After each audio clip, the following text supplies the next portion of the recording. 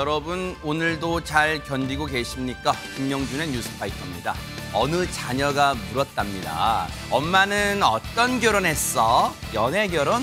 중매 결혼? 그러자 엄마가 사기 결혼. 또 누군가가 아프리카 어느 나라에선 결혼 전까지 아내가 누군지 모른대 라고 말하자 결혼한 남성이 이렇게 대답한답니다. 그건 어느 나라나 그래.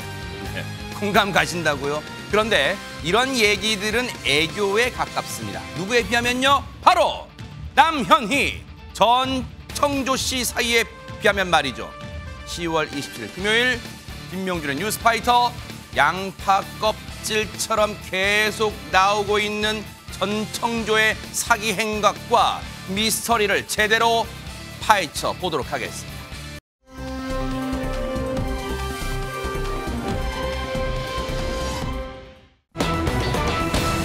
지금 남현희 씨의 글쎄요, 전 연인이라는 표현이 이 표현도 맞을지는 모르겠지만 전청조라는 인간이 있잖아요.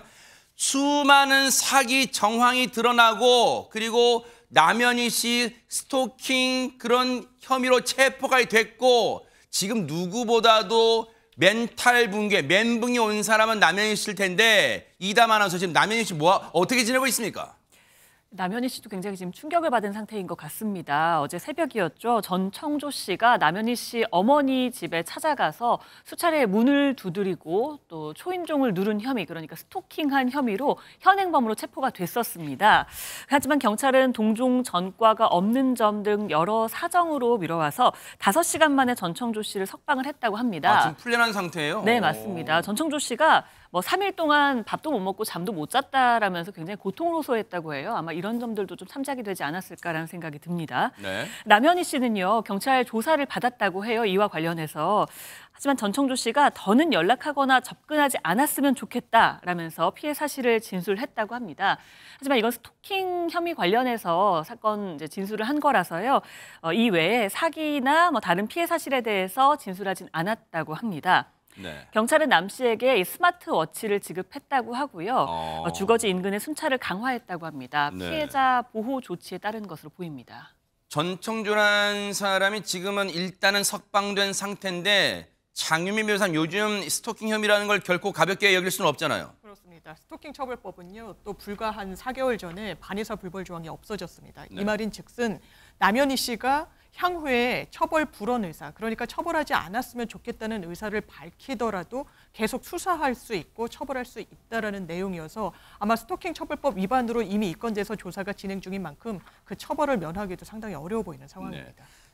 그런데요, 지금 전청조라는 사람, 지금 전청조라는 인간은 풀려났어요. 근데 어쨌든 경찰은 예의주시한다는 거예요, 그 행동을. 전청조라는 사람에 대해서 지금 여러 가지 제보가 쏟아져 들어오고 있다면서 그걸 좀 차근차근 짚어보도록 하겠습니다. 안진용 기자님. 이제 거의 전 국민이 제보자가 돼가는 분위기인데요. 일단 최근에 제주도에 갔던 모습이 또 포착이 됐습니다. 경호원 10여 명을 대동하고 왔었다는 건데 지금 나오는 바로 저 사진입니다. 이 모습이에요? 그렇습니다. 이 김민석 서울 강서구 의원에 따르면 전 씨는 이렇게 대동하고 다니는 경호원들에게 한 명당 월 1,500만 원씩을 지급했다고 얘기가 나오고 있고요. 이 모습을 본 시민들이 사진을 찍으면 경호원들이 모두 지우라고 했다는 겁니다. 근데 상식적으로도 저도 많은 스타들 취재를 다니는데 어떠한 스타도 저렇게 눈에 띄게 검은 옷으로 전부 다 차려입은 경호원들을 대동하는 모습은 보이지 않습니다. 결과적으로 볼 때 저거는 눈에 띄길 원치 않는다지만 눈에 띄는 모습이라고 볼 수 있고요. 결과적으로 볼 때는 누군가에게는 굉장히 내가 대단한 사람이라고 과시하기 위한 용으로 저런 세팅을 한 게 아닌가 생각이 듭니다. 자신의 거짓된 신분을 감추려고, 어떻게 보면 저게 본 모습은 감추는 거잖아요, 전현평론가님. 근데 온갖 지금 방법을 동원하는 것 같아요. 사실 눈에 띄잖아요. 저게 마치 다른 시민에게 위압감을 주는 거죠. 검은색 정장 입은 이 덩치 좋은 사람들 데리고 다니면서 그러면 사람들이 멋있다 할 것 같아요. 이 인간 뭐지 할 것 같은데 지금 저 경호원들이 하는 사람한테 무슨 선물 공세도 했다면서요. 그렇습니다. 이 전청조가 평소 이동할 때 무려 6명에서 10명가량의 경호원을 대동하고 다녔어요. 그런데 일반 시민들이 보기엔 저 사람 뭐지라는 궁금증이 또 생길 수 있게 만드는 부분인데 본인이 굉장히 재력가인 척하면서 경호원 특정 인물에게는 이걸 선물했다라고 합니다. 뭔데요? 차량을 선물했다라고 어머나. 합니다. 어허. 근데 이 경호원분이 처음엔 좋았겠죠. 그런데 반전이 있습니다. 알고 보니까 이 차량 사서 이분에게 소유권을 아예 넘겨준 게 아니라 리스 차량이었다는 거예요. 그러면 이분이 경호하다가 일을 그만두면 그 비용을 다 떠안는. 그러니까 이 경호하던 사람인데 이제 피해가 발생한 거고요. 네. 이런 사례도 있다라고 합니다. 이 전 총조가 투자자를 모집하는 사기도 지금 한 것으로 알려지고 있는데 투자자들이 돈을 보낼 때 이 계좌 본인 계좌도 아니고 그러면요. 경호원들 계좌를 이용을 했다라는 아하. 겁니다. 최근 1억 원 정도의 투자 피해를 받았다고 주장하는 A 씨의 제보에 따르면요. 네. 1억 원 정도 이 투자금을 보내면서 여러 차례에 걸쳐서 전 씨에게 돈을 붙였다고 합니다. 투자금을 2배, 3배 돌려준다는 말 믿고 송금해서 보냈더니 알고 보니 그 계좌가 경호원들의 계좌였다고 합니다. 전청조란 인간이 굳이 나이를 따져보면 27 정도 됐대요. 올해 27.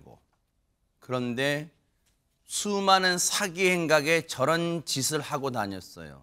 전청조란 인간. 그런데 그런 짓 중에 어떤 짓이 있었냐? 나름 자기 딴에는 주도 면밀 치밀함이었을까요? 가상의 아버지까지 대동시켰다면서요. 이담하면서. 이거 무슨 얘기입니까? 전청조는 남현희 씨에게도 그렇고 주변에 있는 많은 인물들에게 본인이 누구누구의 혼외자다라고 이야기를 하고 다녔는데요. 이를 좀 입증하기 위해서 주도면밀하게 뭔가 또 다른 또 사기 행각을 벌였습니다. 아하. 일단 본인의 아버지가 어떤 회장이며 그의 혼외자다라면서 그 회장의 아내를 본인이 이사님이라고 호칭을 했고요. 그 회장이라는 인물과 통화하는 모습도 남현희 씨에게 좀 수시로 노출을 했다고 해요. 네. 어떻게 통화를 했는지 모르겠습니다. 누구와. 그러던 중에 지난 8월 25일에 남현희 씨에게 직접적으로 어떤 회장, 그 회장이 문자를 보냅니다. 문자 내용은 이렇습니다. 반가워요. 저는 청조 아버지 되는 사람 전 누구누구입니다. 라면서 아들 녀석이 연락이 안 된다. 회사 일로 연락해야 되는데 아들이 부재 중이니까 급하게 연락을 드린다. 아들을 좀 깨워줬으면 좋겠다. 급하다. 라면서 메시지가 옵니다. 그러면서 남현희 씨를 며느리라고 칭하기도 했다고 합니다. 이 회장이요. 네. 청조가 나와 어릴 적부터 떨어져 살았다. 며느리가 생각하는 것 이상으로 천재적인 놈이다. 라면서 오늘 시간 되느냐, 보고 싶다. 신뢰감을 쌓기 위한 이런 말들도 했고요. 아이가 예쁘던데 아버지에게 얘기해줘라. 필요한 게 있으면 언제든지 얘기해라. 라든지 혼인도 10월에 마무리해라. 라든지 굉장히 많은 이야기들을 합니다. 네. 또 청조랑 호칭 정리도 하고 아이도 아빠라고 부르도록 하렴이라는 정말 어떻게 보면 약간 시아버지 같은 이야기를 하기도 하고요. 이를 아들 통해서 용돈도 보내마 하면서 남현희 씨와 수십 차례 문자가 오갔다고 합니다. 그런데 이건 모두 전청조 씨가 직접 회장 행세를 하며 보낸 문자였습니다. 아하. 아니 그러면 그동안 남현희 씨는 그 상대방이 시아버지가 될 사람이라 이렇게 믿고 있었던 거예요, 정윤 변호사님? 그랬던 것 같습니다.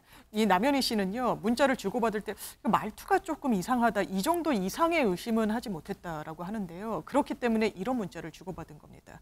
이 A 회장을 사칭하는 사람이 이렇게 이야기를 해요. 우리 집 며느리 될 자신은 있냐? 우리 집의 삶이, 그리고 우리들 아마 재벌을 칭하는 것 같은데요. 우리들 삶이 생각보다 그렇게 쉽지가 않다. 굉장히 힘든 게 많은 삶이다라고 하니까 남현희 씨의 답장 내용은 이렇습니다.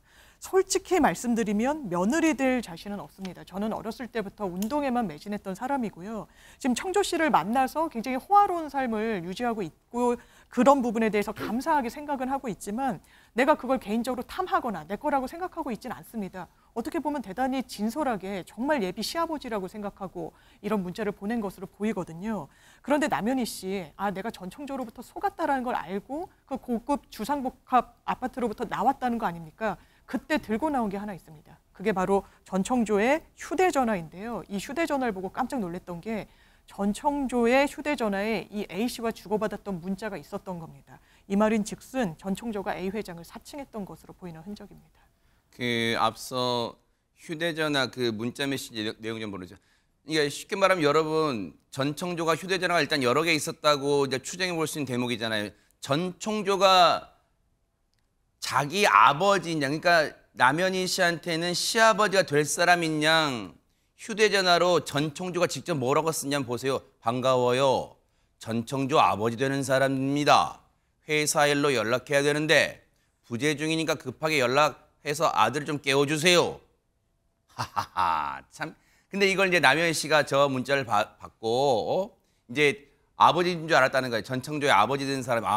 그리고 뭐 재벌 가다 어쨌든 그렇게 평소에 들었겠죠. 그러니까 어머머 시아버지 되실 분인데 막 또 뭐 이렇게 바짝 또 긴장했을 거 아니에요. 그런 짓을 버젓이 꾸몄다는 거예요. 전청조라는 인간이. 근데 전현평론가님 저 문자를 받게 되면 글쎄요. 재벌 3세란 말을 쭉 평소에 했을 테니까 그래서 위축되기도 하고 반가움도 하고 좀 그렇게 될 수도 있었어요. 남현희 씨가. 그렇죠. 그러니까 남현희 씨가 솔직히 며느리 될 자신이 없다는 식으로 굉장히 처음에는 겸손하게 제가 보기엔 좀 진심을 다해서 그런 마음이었던 것 같습니다. 그런데 이게 거짓 문자라는 걸 알았을 때 심정이 어땠을까요? 이 남현희 그러니까요. 씨가 언론 인터뷰를 하면서 눈물을 쏟으면서 악마라는 단어를 썼어요. 악마인데 악마가 아니길 바랐던 것 같다. 그리고 믿고 싶었고 믿으려고 했던 것 같다. 얼마나 믿고 싶었겠습니까? 결혼을 곧 할 것처럼 언론 기사까지 나왔던 사이인데 이런 걸 알게 됐을 때 아마 가슴이 무너졌을 것 같은데요. 이 최근에 본인이 겪는 고통과 두려움에 대해서도 언급이 있었어요.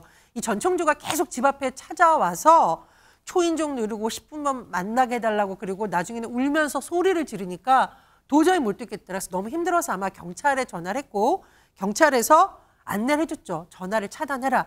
여기서 그치지 않았습니다. 집안의 가족에게 여기저기 전화가 있다. 너무너무 고통스럽다. 이런 심경을 밝혔습니다. 지금 이거 보세요. 이 그래픽 잠깐만 더 보세요. 우리의 추정 맞았잖아요. 저희의 추정 맞았잖아요. 지금 26일 날 짐을 정리하다 보니까 전청조의 이른바 두 번째 휴대전화를 찾았다는 거 아니에요. 그걸 열어봤더니 휴대전화 속에 회장, 즉 전청조의 아버지를 사칭했던 메신저를 보는 순간 경악 뜨악했다는 거 아니에요. 안진용 기자님. 네, 그런데 지금 남현희 씨가 이렇게 주장을 하고 있는데 사실 이것도 대중들이 이 상황을 완전히 100% 납득을 하지 못하고 있다는 겁니다. 왜냐하면 어떻게 여기까지 오도록 모를 수 있지라는 건데 지금 저희 대화 안에서도요 한 가지 큰 오류가 있습니다. 뭔데요? 뭐냐면 혼외자라고 얘기했죠. 네. 아들이라는 얘기인데 전청조는 여성입니다. 그러네요. 예, 그러니까 며느리라고 계속 얘기를 한다는 얘기는 이 아버지라고 하는 이 사람이 내 아이가 딸이 아니라 아들로 인정하고 있다는 얘기거든요. 근데 남현희 씨 분명히 얘기를 했습니다. 본인은 여성인 걸 알고 있었고 성전환을 했다고 주장을 했거든요. 네. 원래 여성인 걸 알고 있는데 그 아버지가 연락을 하면서 내 아들의 며느리가 돼줘서 고맙소라고 얘기하는 것 자체가 뭔가 석연치 않은데 이걸 남현희 씨가 전혀 의심 없이 그대로 받아들였다는 것 자체가 이것도 이해가 안 된다고 네티즌들은 얘기를 하고 있거든요. 그러네요. 결국 이런 전반적인 과정에 대해서 남현희 씨가 보다 믿을 수밖에 없었던 이유를 구체적으로 얘기를 해야지 이런 주장이 더 설득력이 있을 것으로 보입니다. 그러네요. 정말 중요한 대목 짚어주셨어요. 그런데요, 지금 전청조라는 인간의 그동안 사기 행각들이 속속 드러나면서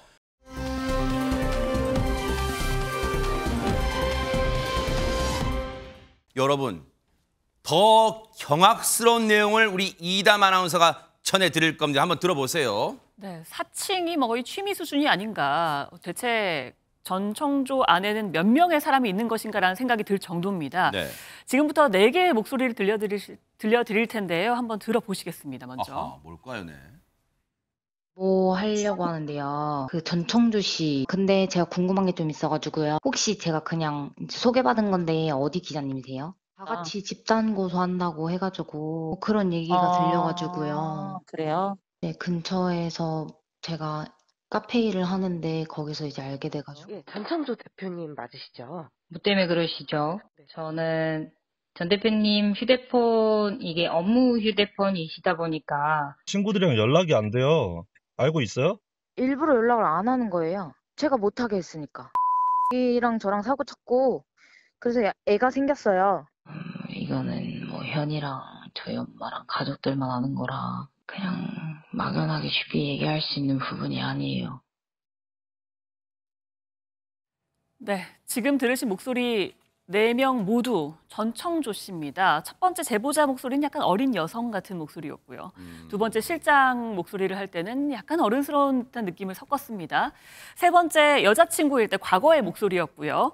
네 번째 남현희 씨 예비 신랑으로서 또 현재의 목소리까지 들어보셨습니다. 그런데 이 전청조 씨가 한 매체 기자들과의 통화에서 이렇게 사칭을 한 거거든요. 제보자로 사칭하고 뭐 실장으로 사칭하고 이랬는데 사기를 칠 때도 좀 성의가 있어야 될 텐데 성의가 없었습니다. 같은 전화번호로 계속 전화를 하면서 이렇게 사칭을 했다고 합니다. 그냥 시청자분들 그런 생각하시겠지만 제가 볼 때는 전청조라는 인간은 자기 망상에 빠져 있는 인간이에요. 지금 이 목소리를 다른 사람들이 구별 못할 거라서 똑같은 인간이잖아요. 그래서 자기 혼자 1인 사역 못 알아듣겠지? 기가 찹니다. 전청조라는 인간. 그런데 보세요. 이 당시 앞서 저희가 1인 사역을 했던 전청조의 목소리를 들렸는데 당시에 그 사역 중에 이른바 제보자 전청조는 대체 무슨 짓을 꾸미려고 했던 걸까요? 관련 얘기 들어보시고 이어가 보도록 하겠습니다. 제보하려고 하는데요. 보장이 되나요? 그 전청조 씨 걔 친한 사람한테 얘기 들었는데 언론중재위원회 거기 갔대요. 전청조 씨가요? 매체마다 다 고소한다고. 오늘 뭐 가신다고.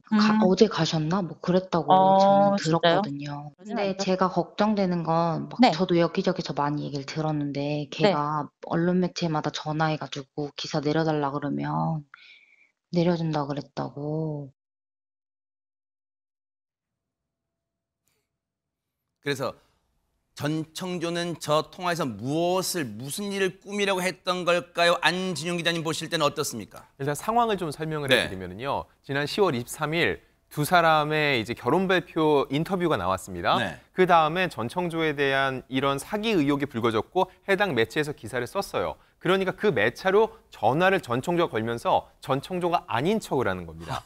그러면서 하는 얘기가 네. 자기는 그냥 어디서 얘기를 들었는데 궁금한 게 있다. 네. 혹시라도 전청조가 언론중재위원회에다가 제소하려고 한다. 이건 어디서 좀 공부를 한 것 같아요. 실제로 잘못된 보도가 있으면 언론중재위원회에 제소하기도 하는데 이건 잘못된 보도였을 때고요. 네. 근데 정말 전청조가 원하는 거는 언론 매체에 대한 압박입니다. 언론중재위원회 가려고 하는데 너희 거기 가면은 뭐 기사 내려준다고도 하는데 미리 괜히 언론중재위원회 걸리기 싫으면은 기사를 삭제하는 게 어떻겠냐라고 돌려서 말하는 것과 다름이 없고요. 네. 또 하나는 과연 자신에 대해서 실제로 이 매체가 어느 정도 알고 있는지 또 다른 제보가 들어오는지 묻고 있거든요. 결국 내가 아닌 척을 하면서 나에 대해서 얼마나 아는지 이거를 알고 싶었던 거죠. 사실 이걸 놓고 보면은 전청조는 두 가지 상반된 행동을 합니다. 이런 전화라는 거 보면 굉장히 대담하고요. 여러 가지 사기 행각을 보면 계획적입니다. 근데 또 보면은 일단 자기 이름 석자, 실명을 갖고 인터뷰를 했고요. 게다가 목소리도 딱히 뭐 변조 프로그램을 쓰는 게 아니라 본인 목소리로 합니다.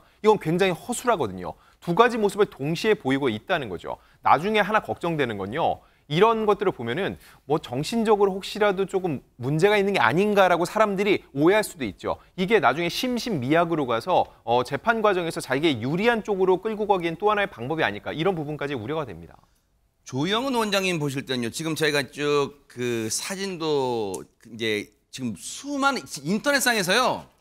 수많은 제보들이 들어오고 있어요. 앞서 제가 그 경호원 시커먼 양복 입고 쭉 경호원 대동하고 있는 것도 다 제보가 들어오고 있는 그런 사진들인데 그런 행동들 하며 지금 1인 사역을 하는 목소리 하며 지금 전청조의 자아에는 지금 어떤 뭐 모습들이 담겨 있고 어떤 생각들이 담겨 있다고 보세요? 네.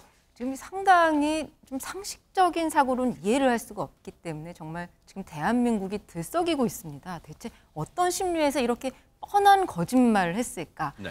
근데 제가 볼 때는 지금 전청조 씨가 상당히 열등감이 강하고 자기애가 정상적으로 충족되어 본 적이 없는 사람으로 보입니다. 상당히 이제 왜곡된 인격을 갖고 있는 것으로 보이는데요. 우리가 인간이라면 누구나 전능감에 대한 환상을 갖고 있습니다. 이것은 상황을 내 마음대로 완벽하게 통제하고 싶다. 근데 어디까지나 환상이죠. 불가능하니까요. 근데 이것을 환상으로 두지 않고서 매우 현실로 만들고 싶어 했던 것 같아요. 자신의 성별도 바꾸고요. 정체성도 바꾸고요. 그러네요. 또 아주 유명인에게 접근을 해서 사기를 치고 다른 사람들을 조종하려고 시도를 하죠. 아하. 어떤 자신의 왜곡된 열등감, 무력감을 이런 식으로 나름대로는 보상하려고 했던 시도로 보이는데요. 네. 이제 자신의 환상에 빠져서 거짓말을 하다 보니까 이제 헷갈리게 된 거죠. 뭐가 현실이고 어디까지가 거짓말인지. 자기 스스로도 헷갈린다. 네, 스스로도 혼란감에 와서 굉장히 우리가 볼 때는 상식적으로 이해할 수 없는 저런 금방 들킬 거짓말을 왜 했을까. 이런 행동을 보이게 된 거 아닐까라는 생각이 들고요. 네. 심리학자로서 굉장히 정말 살해 연구감입니다. 그러네요. 네. 우리 흔히 그런 말을 하잖아요. 거짓말을 한번 내뱉으면 그 거짓말을 덮기 위해서 또 다른 거짓말이 필요하잖아요. 아마 전 청조가 그런 하도 여기저기 거짓말을 뿌리고 다녀서 그럴까요? 위기감을 느꼈을까요? 앞서 1인 4역 통화 중에 실장, 이수진 실장으로 통화한 적이 있죠. 그때는 어떤 의도, 어떤 목적이 있었을까요? 얘기 들어보시고 이어가 보도록 하겠습니다. 전창조 대표님 맞으시죠? 뭐 때문에 그러시죠? 저는 전 대표님 휴대폰, 이게 업무 휴대폰이시다 보니까. 아, 대표님이 제가, 아니세요, 지금? 예, 아, 제가. 그 어떤 분이신지? 이제 담당하는 직원분인데. 아, 제가 이제 제가 선생님 뭐라고? 그냥 실장님이라고 불러주시면. 아, 실장님이신데요. 성함이 어떻게 되세요? 저는 이수진입니다. 저도 기자 생활을 안 했던 건 아닙니다. 저도 이제. 그래서. 진 실장님도 기자였어요? 네, 기자를 준비하는 과정에 있었었어요. 아, 기자 준비를 하셨구나. 언론고시부 준비를 하셨나봐요. 네, 근데 저 그러다 보니까 주변에 기자분들이 굉장히 많은데. 아, 네네네. 네, 지인분들이 현재 생활을 하고 계신 분들도 많고요. 근데.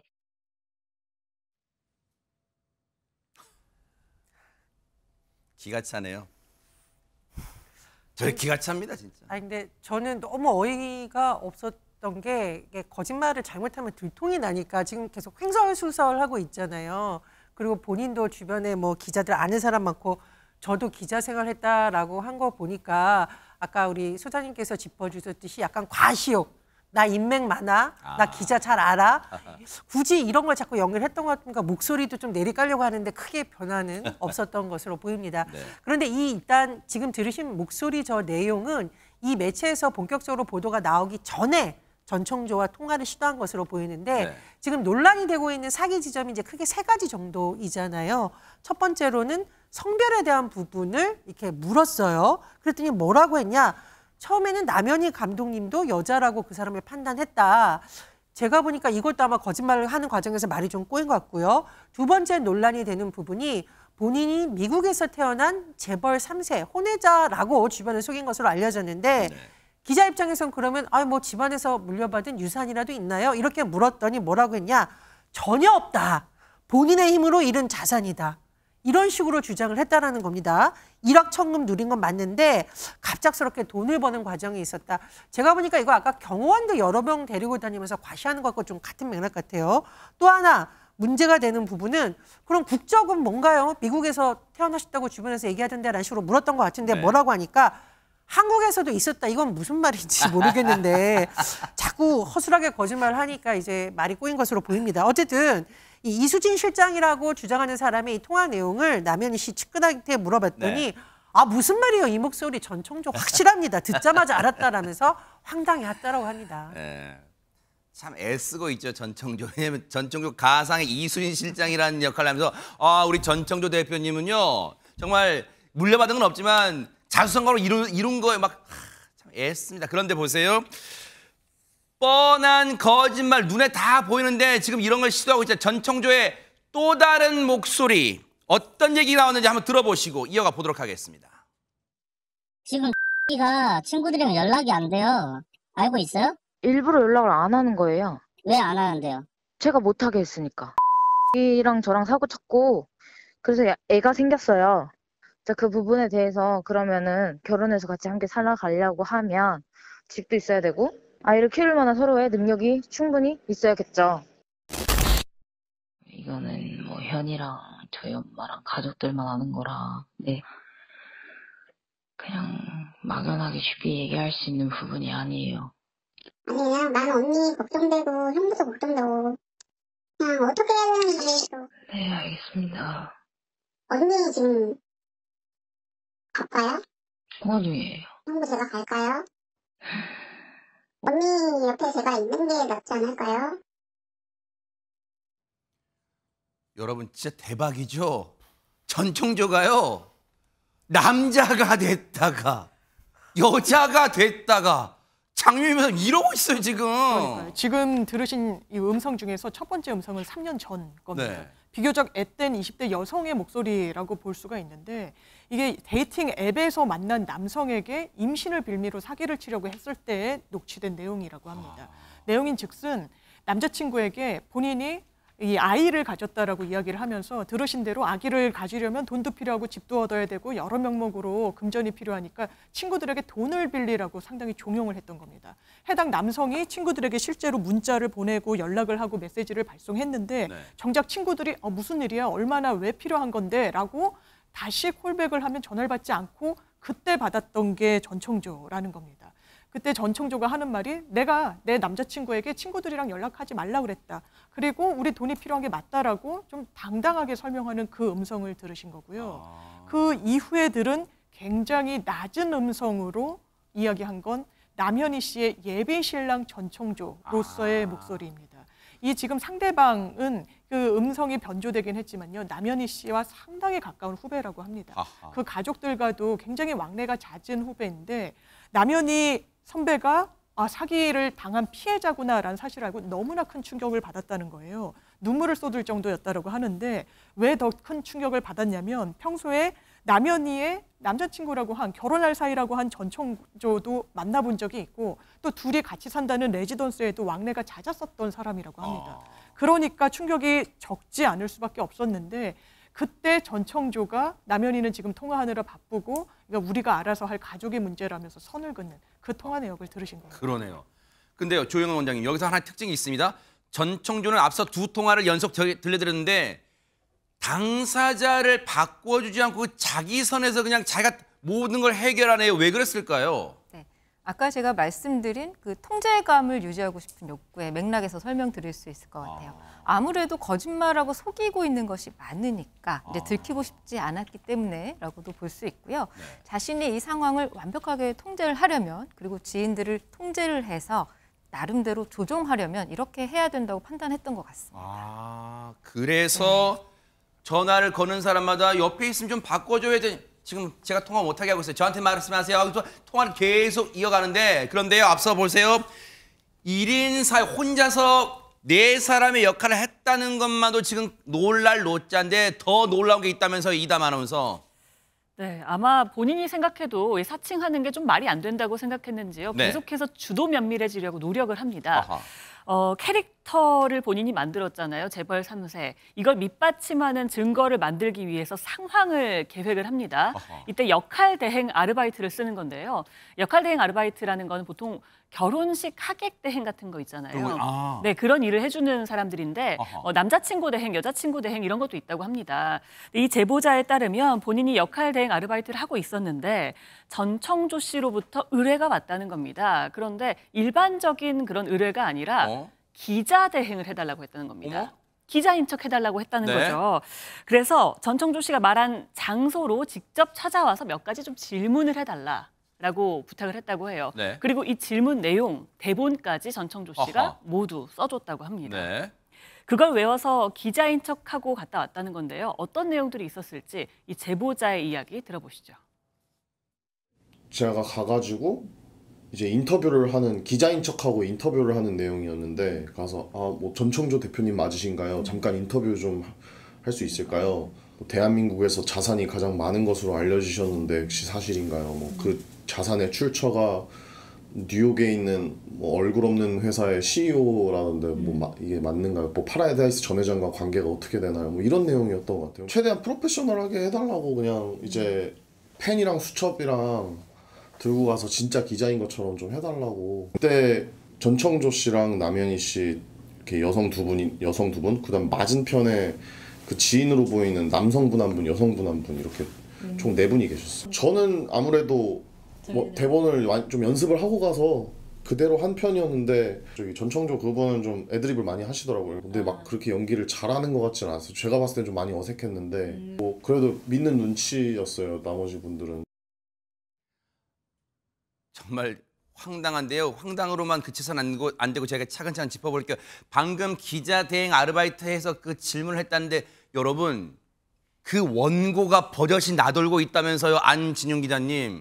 네, 그걸 보면은요. 두 사람이 펜과 노트를 들고 오면 더 좋겠다. 좀 더 기자처럼 보이면 좋겠다. 그런 얘기겠죠. 네. 그리고 구체적으로 본인이 혼외자라고 했잖아요. 그 그룹의 회장과 어떤 관계인지를 물어보고 본인이 주장했던 거짓말에 대해서 다시 기자들이 확인하는 이런 식의 대본의 내용입니다. 저게 대본이에요? 네, 맞습니다. 어떤 관계를 갖고 있냐. 대한민국에서 가장 많은 자산은 보유 51조니까는 그게 사실이라면 가장 많은 거 맞죠. 이런 얘기들을 자기가 입으로 했던 거짓말을 기자들의 입을 통해서 듣게 되면은 남현희 씨가 믿지 않을까라는 생각을 한 건데 일단 인터뷰 요청을 기자들이 하는 건 맞습니다. 근데 거절을 했는데 저렇게 불쑥 찾아가지도 않고요. 불쑥 찾아갔음에도 불구하고 전청조는 본인이 구체적인 답은 안 해도 계속 말을 주고받죠. 아예 저렇게 하질 않습니다. 가까이 접근조차. 아니 그 경호원들 그동안에 사진 찍으면 다 지우라고 했는데 왜 저 때는 저런 질문을 주고받게 내버려둔다는 거죠. 본인이 미리 사전에 다 조율을 해놨다는 얘기죠. 이게 결국은 뭐냐. 남현 씨에게 거봐 나 재벌가 자제 맞지라고서는 보여주기 위해서 과시하기 위한 또 하나의 과정을 짜놓은 거라고 볼 수 있고요. 그리고 이 제보자의 얘기로는 이 전청조 씨가 굉장히 어색하게 애드립을 했다고 하는데 남현희 씨만 믿는 눈치였다고 하거든요. 저는 이 부분이 소름 끼칩니다. 이게 무슨 얘기냐면은 이런 식의 역할 대행이 실제로 많이 이루어지고 있다는 건데 누군가 제3자를 속이기 위해서 역할 대행을 하고 보다 치밀하게 짰다면은 적잖은 사람들이 이런 식으로 속아 넘어갈 수 있다는 이 부분에서 소름 끼친다는 겁니다. 그러네요.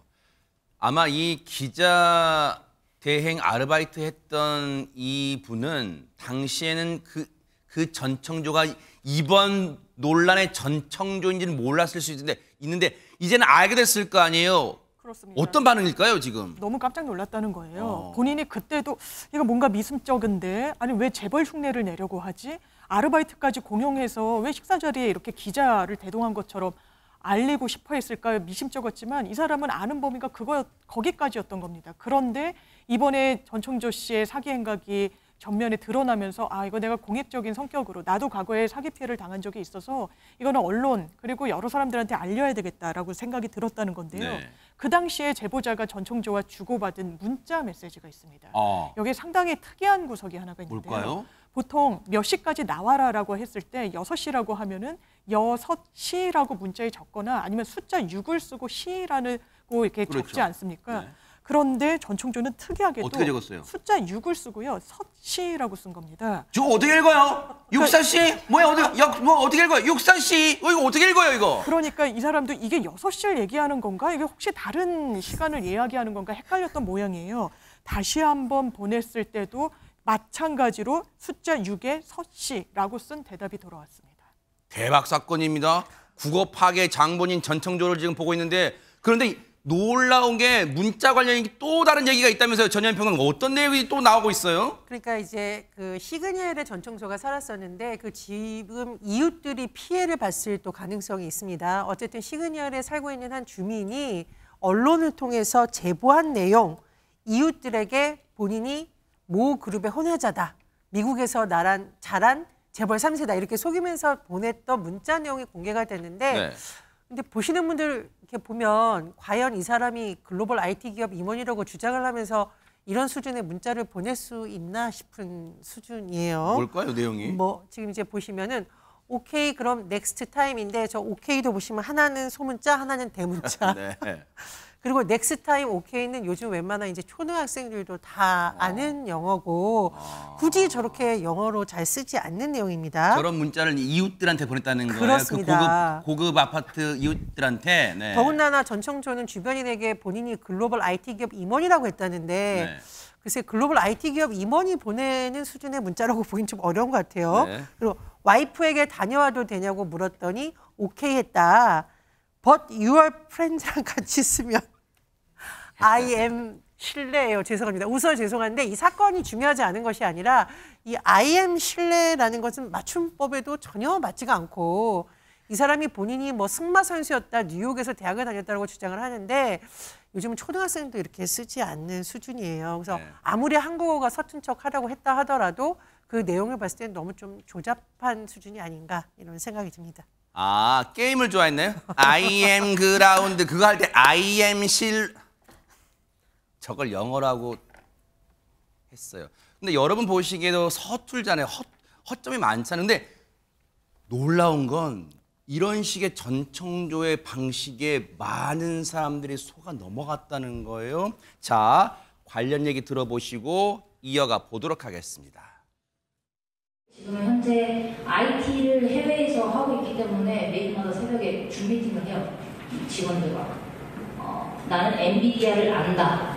엔비디아? 네, 저 엔비디아 대주주입니다, 여러분. 저도 이제 시그널을 사니까 제가 그때 이제 술 사려고 42층을 내려갔거든요. 42층 입주민 라운지니까 거기서 키 되게 작은 분이 류알 이러길래 구독자분인가 보다 하고 인사를 드렸어요. 본인이 이제 파라다이스 호텔에 보내자 뭐 이렇게 얘기하면서 자기 제발 3세다 이렇게 얘기를 하시는 거예요. 경영권 물려받았다고. 제 수강생 한 분한테 접근을 했어요. 접근을 해서 그분이랑 이제 같이 뭔가 사업을 어떤 사업인지 정확히 모르는데 뭐 투자 사업 이런 거를 하시나 봐요. 전 몰랐거든요. 그 지인들까지 해가지고 전청조 씨한테 이제 8억 정도를 이제 투자를 한 거예요. 5명? 6명이었던 것 같아요.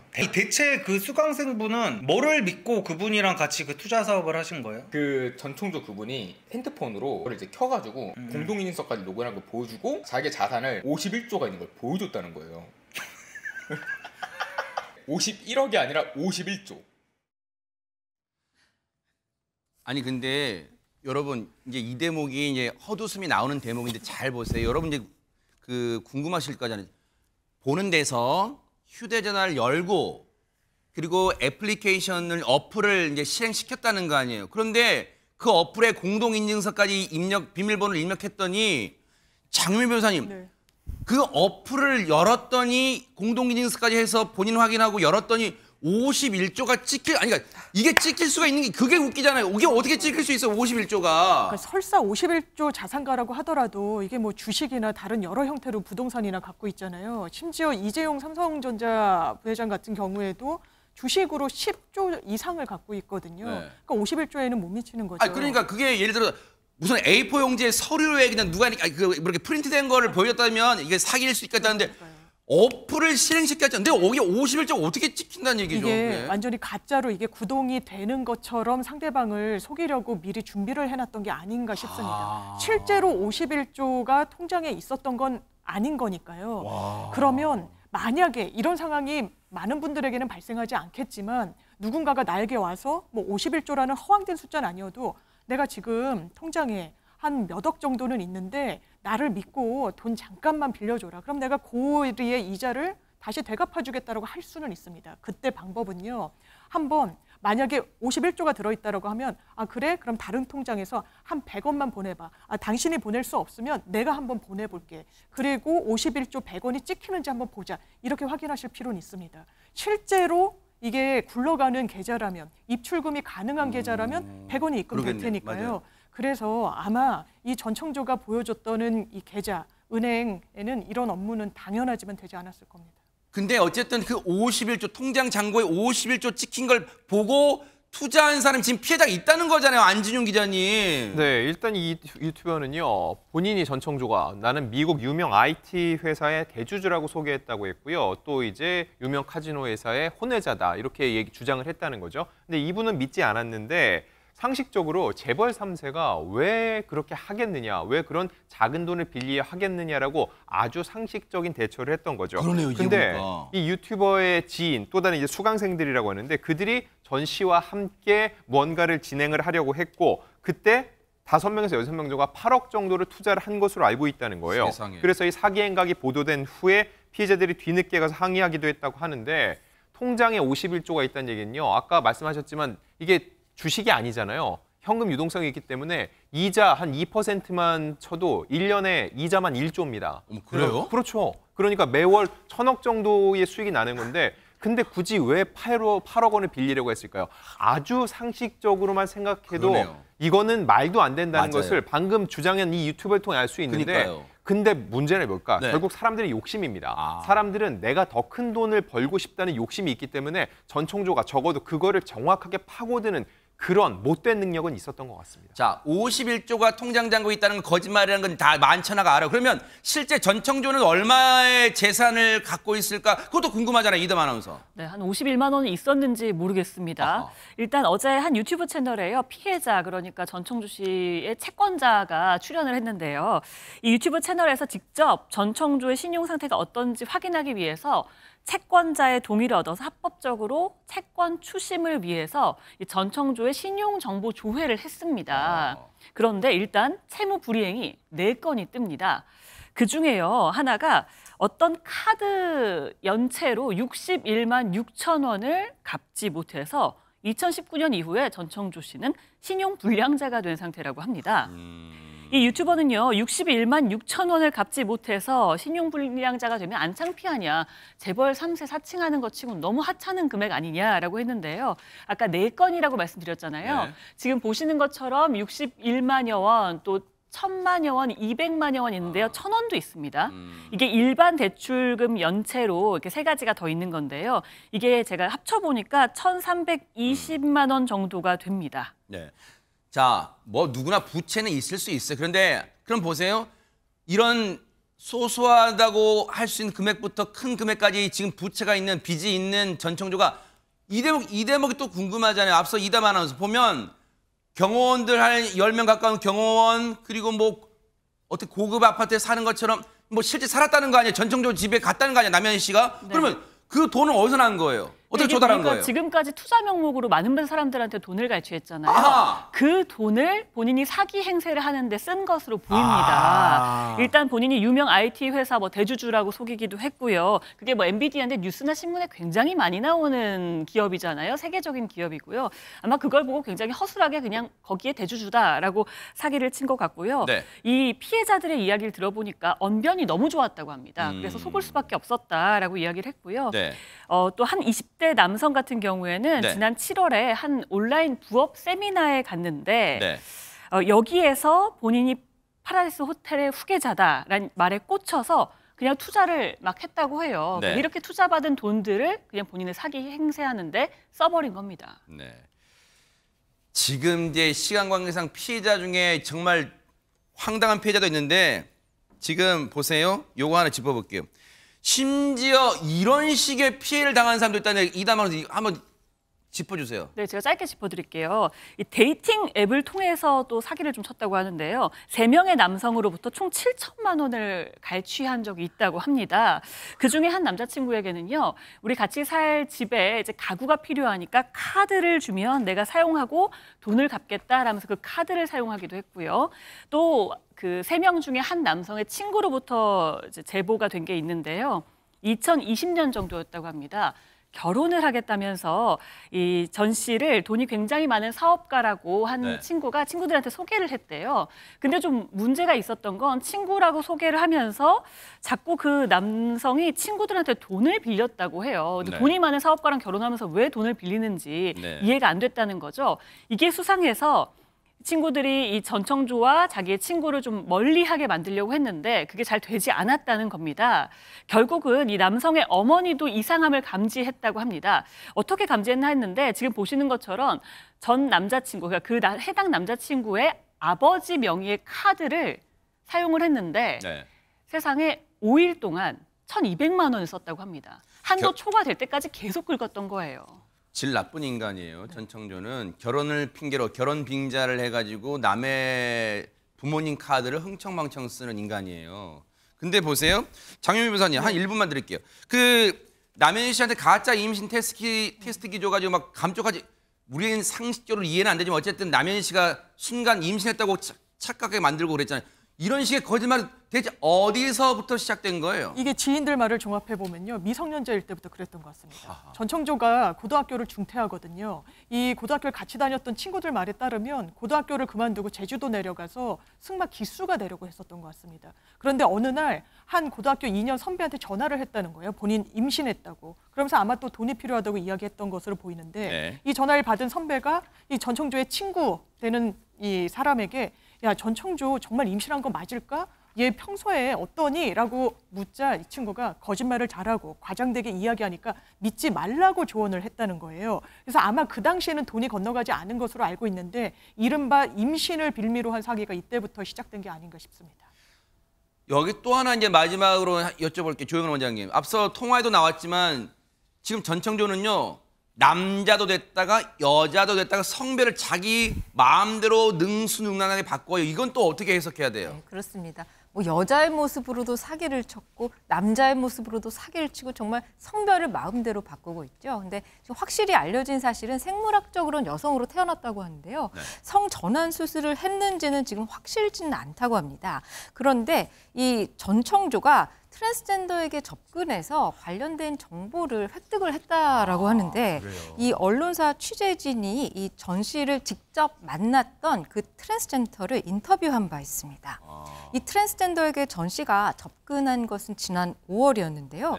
당시 전 씨의 회사 관계자라면서 전화가 와서 저희 대표님이 후원 관련해서 미팅을 하고 싶어 한다라고 제안했다는 것입니다. 그래서 이 사람이 대체 무슨 후원을 말하는 거냐라고 물었더니 자세히는 모르고 시그니엘에서 미팅하고 싶어 한다라고 밝혔대요.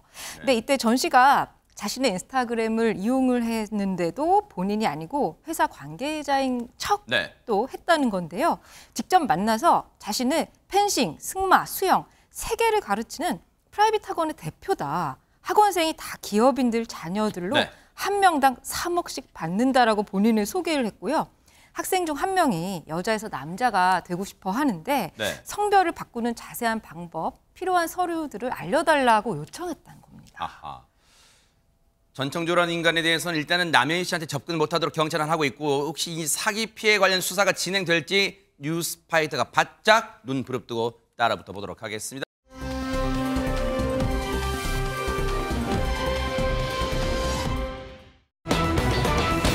지금 인터넷에 떠들썩한 영상 하나가 있습니다. 뭡니까 이담 아나운서? 네, 서른도 씨가 탄 차량이요. 갑자기 돌진해서 상가로 들이받았다는 소식이 들어왔습니다. 해당 영상이 있는데 영상 보면서 설명을 드리겠습니다. 그제 저녁입니다. 서울의 한 주택가인데요. 사람들이 오가는 골목길 안으로 흰색 차량 한 대가 들어오는데 갑자기 저렇게 속도를 높이면서 그대로 오던 행인을 덮치고요. 이후 차량은 주행 중이던 택시와 부딪히면서 주변 식당으로 돌진을 한 뒤에 완전히 멈춰섰다고 완전 합니다. 아수라장 됐네요, 지금. 그렇습니다. 세상에. 사고 당시에요. 가게에는 사람들이 있었어요. 그때 당시 얘기 좀 들어보시고 이어가 보도록 하겠습니다. 지금 병원에 있어요. 고관절이 금이 가가지고 아는 사람이 넷이 있다가 차가 갑자기 하더니 뛰어들어오는데 다 놀래가지고 사람 죽은 줄 알았어요. 난 얼마나 놀랐는지 다 부서졌잖아, 집이. 지금 영상 보셨죠? 사고 피해를 입은 가게나 주변 일대 거의 쑥대밭 됐고요. 그 해당 차량도 거의 완전히 부서졌어. 그 충격이 상당했다는 걸 미로 짐작할 수 있네요. 그렇습니다. 식당 가게를 비롯해서 그 손님들까지 행인들까지 10명 정도 부상을 입은 것으로 알려졌고 어머나. 5명은 병원으로 이송이 됐다고 하고요. 또 보시면 차량이 또 부딪혔잖아요. 아하. 차량 2대도 지금 파손이 된 것으로 전해집니다. 이 사건은 지난 25일 오후 8시 반쯤 서울 용산구에서 일어난 사건인데요. 저 차량에는 서른도 씨와 그 가족이 타고 있었고 운전은 서른도 씨 부인이 한 것으로 지금 전해지고 있습니다. 이 서른도 씨와 가족들은 가벼운 찰과상을 입었고 또 생명에 지장이 없는 것으로는 파악이 됐는데 근데 지금 보시면 저 사고가 그냥 돌진한 게 아니고 택시도 부딪히고 보행자도 받고 그래요? 거기에서 또 식당도 부딪힌 걸 보면 사실 우리가 일반적으로 어떻게 저런 일이 있을 수 있나 싶잖아요. 경찰에서 일단은 뭐 술이나 마약 이런 부분이 있었는지에 대해서 조사를 했는데 아직까지는 취하지는 않았다는 것으로 확인이 됐다라고 하지만 구체적인 사고 경위를 경찰에서 또 추가로 조사하는 중입니다. 네. 오늘 오전에 글쎄요. 이게 때마침이라는 표현을 될지 모르겠지만 지금 안진용 기자님이 서른도 씨와 직접 통화를 하셨다면서요? 네, 맞습니다. 오전에 전화를 했었는데 이거 관련된 이야기를 나눌 수 있었습니다. 일단 서른도 씨는요. 그날 가족들과 식사를 하러 나가는 자리였는데 갑작스럽게 차량의 이 RPM이 올라가면서 속도가 올라갔다는 거죠. 순식간에 약 200km 정도로 달렸던 것으로 기억을 한다고 하고요. 100m 되는 거리를 로켓처럼 날아갔다고 표현을 했습니다. 본인은 이걸 급발진이라고 주장을 하고 있습니다. 네. 그동안 얘기만 들어봤는데 본인이 직접 겪어보니까는 정말 대형 참사로 이어질 수 있는 아찔한 순간이었다고 얘기를 했고요. 네. 또 하나 서른도 씨가 주장하는 거는요. 차량 결함입니다. 왜냐하면 이 차량은 지금 구매한 지가 한 1년 정도밖에 되지 않은 그래요? 신차에 가깝다고 하고요. 아내분이 주로 운전을 하는데 장거리를 뛰지 않기 때문에 이 차량 상태는 뭐 특별한 안 좋은 전조 증상은 전혀 없었다는 거죠. 그런데 이 급발진과는 별개로 에어백이 터지지 않았다는 겁니다. 지금 사진을 보시면 아시겠지만 차량 앞부분이 거의 반파될 정도의 네. 사고였거든요. 그런데 이 사고 와중에도 에어백이 터지지 않아서 본인이 더 큰 충격을 받았다는 게 서른도 씨의 주장인데 이래서 이 소속사 측은 국립과학수사연구원에 이 사안을 의뢰를 했다고 합니다. 그래서 실제로 급발진을 입증할 수 있을지 혹은 차량 결함이 있는지는 국가수의 수사를 조금 더 지켜봐야 될 것으로 보입니다. 지금 당시 서른도 씨 아내분이 운전했다고 하셨잖아요, 안지용 기자님. 그러면 그 서른도 씨 아내분의 지금 충격도 지금 상태도 지금 상당히 걱정되는데 어떻습니까 지금? 네, 외적인 이 상처는 크지 않은데 심리적으로 쇼크가 굉장히 크다고 합니다. 네. 오늘 아침에 통화한 게 서른도 씨가 일본으로 출국하는 비행기 안에서 전화를 한 그래요? 거였거든요. 네. 워낙 이제 공연이 바투기 앞에 있었기 때문에 취소를 하지 못하고 본인은 가는 상황인데 목이 굉장히 안 좋다고 네. 합니다. 원래 아내가 함께 일본에 갈 예정이었는데 지금 아내의 상태가 너무 좋지 않아서 현재는 갈 수 없다고 하고요. 네. 그보다도 서른도 씨는 이번에 이 사건으로 인해서 피해 입은 분들을 굉장히 걱정을 하고 있습니다. 당연히 그래야겠죠. 네. 그렇죠. 본인의 이런 과실 여부를 떠나서 이런 일이 불거져서 많은 이들에게 피해를 준 거에 대해서 사과의 마음을 전했고 네. 중요한 건 본인은 급발진을 주장하는데 만약에 이런 일이 또다시 벌어졌을 때 제2의 제3의 피해자가 나오지 않도록 이번에 철저히 수사를 해줄 것을 촉구하고 있습니다. 서른도 씨가 아주 중요한 얘기 했어요. 지금 물론 자신의 몸상도 걱정되지만 지금 많은 분들이 다쳤단 말이에요. 그러니까 그분들의 어떤 피해 보상에도 일단 만전을 기해야 될 텐데 장윤민 변호사님 30초만 드릴게요. 혹시 이거 급발진 여부 뭔가 증명, 입증 가능하기 쉽습니까? 어렵습니까? 기본적으로 당사자가 입증하는 건 불가능에 가깝습니다. 그래서 국가수의 감정도 의뢰하고 입증 책임도 완화하고 있기는 한데 우리나라에서는 이런 급발진 사고가 인정된 전례가 거의 없기 때문에 이 부분과 관련해서 만약에 법적 분쟁을 가져가신다면 상당히 지난한 그런 과정이 될 수밖에 없어 보입니다. 이거 법 바꿔야 될 것 같아요. 진짜 급발진 진짜 입증 여부 이 운전자에게 책임지는 거 너무 바꿔야 됩니다. 그리고 그 다치신 분들 진짜 쾌유를 빌겠습니다.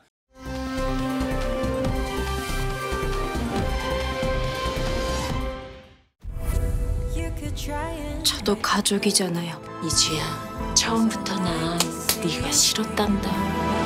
이정희입니다.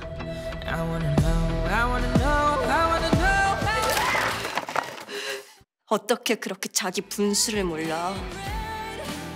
다음 생에는 더 착하게 살지만 내 모든 걸 걸고 그들에게 복수하겠습니다.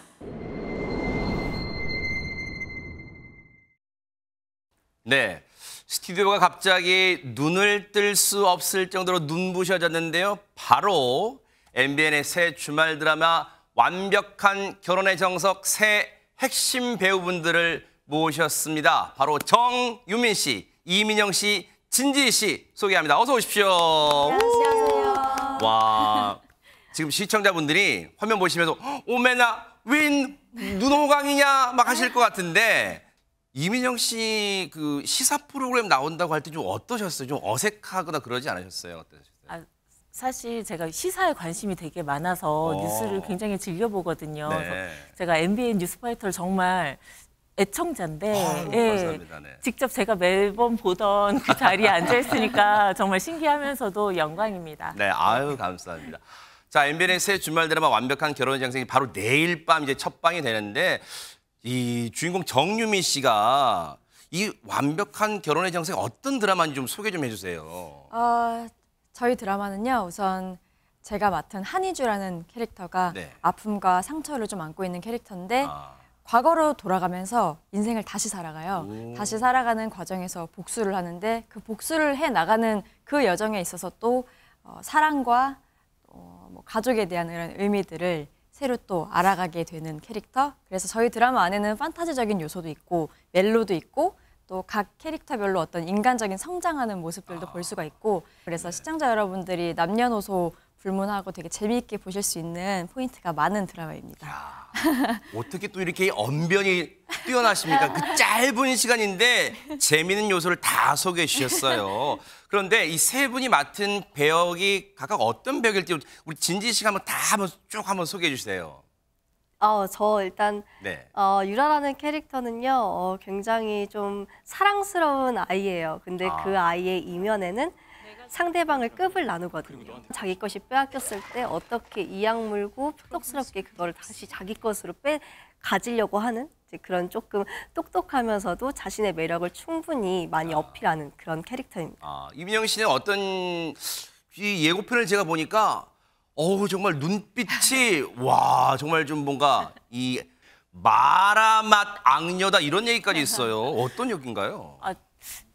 사실 데뷔 이후로 이렇게 독한 대사를 정말 상대방 가슴에 비수를 꽂는 대사를 매번 했어야 해서 할 때마다 좀 제 나름대로 개인적으로 이렇게 결심을 하고 다짐을 하고 마음을 다지면서 대사를 뱉어야 될 정도로 조금 되게 심한 그런 그런 나쁜 캐릭터여서 만약에 시청자 여러분들이 보시고 마라맛 악녀로 좀 인식이 돼주신다면 제가 잘 해낸 거라고 생각하고 감사한 마음으로 받아들이겠습니다. 그만큼 각인되는 거니까요. 네. 근데 진진 씨는 이제 본격적인 성인 연기를 그 어렵다는 악녀 연기로 시작을 했어요. 마음이 좀 부담은 없으셨어요?